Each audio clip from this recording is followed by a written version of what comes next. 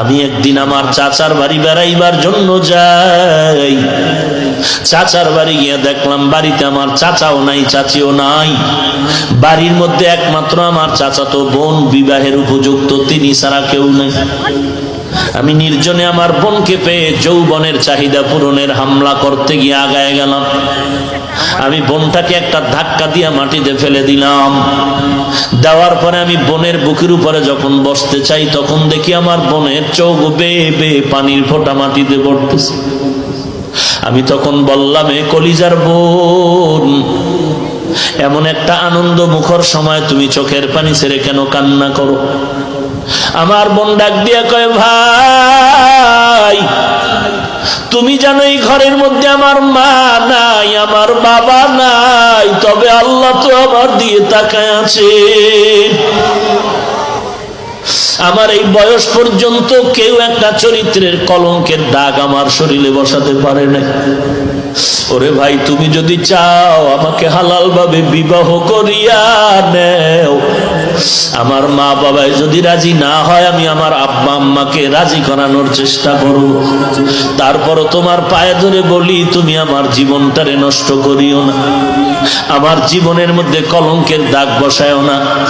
যুবক কান্না করে বলে, রে মালিক। তখন আমার বোনের কান্না দেখি আমার দিলটাও নরম হয়ে গেল। আমিও হাসরের ময়দানের কঠিন বিচারের ভয় অন্তরে ঢুকলো। ও আল্লাহ, তোমার ভয়, আমি আমার বোনকে নিরাপদে ছেড়ে দিলাম। আমি আর গুনাহের দিকে যাই নাই। ও আল্লাহ, আমার যদি এই কাজটা যদি তোমার পছন্দ হয়, মেহেরবানি করে গর্তের থেকে পাথরটা সরায়া দাও। যুবক কান্না করে দোয়া করা মাত্র পাথরের 3 ভাগের 2 ভাগ সরে গেল। 3 নাম্বার যুবক হাত উঁচু করে দোয়া করে, আল্লাহ আমার মতো গুনাহগারের জমিনে কেউ নাই, তবে জীবনে একটা ভালো কাজ আমি করেছি। আমার মনে হয় আমি ঘরের মধ্যে বড় গরিব, মানুষের বাড়ি কাজ না করলে আমার ঘরের চুলায় আগুন জ্বলতো না। আমার প্রতিদিনের একটা অভ্যাস ছিল, আমি বাড়িতে সন্ধ্যাবেলা আসার সময় গাভীর দুধ নিয়ে আসতাম। আইসা মায়ের আগে আব্বারে পান করাইতাম, তারপরে আমার সন্তান আমার স্ত্রীরা পান করতো। এটাই ছিল আমাদের দৈনন্দিন খানার রুটিন। একদিন রাতের বেলা সন্ধ্যা আসতে পারি না, আসতে দেরি হয়ে গেল।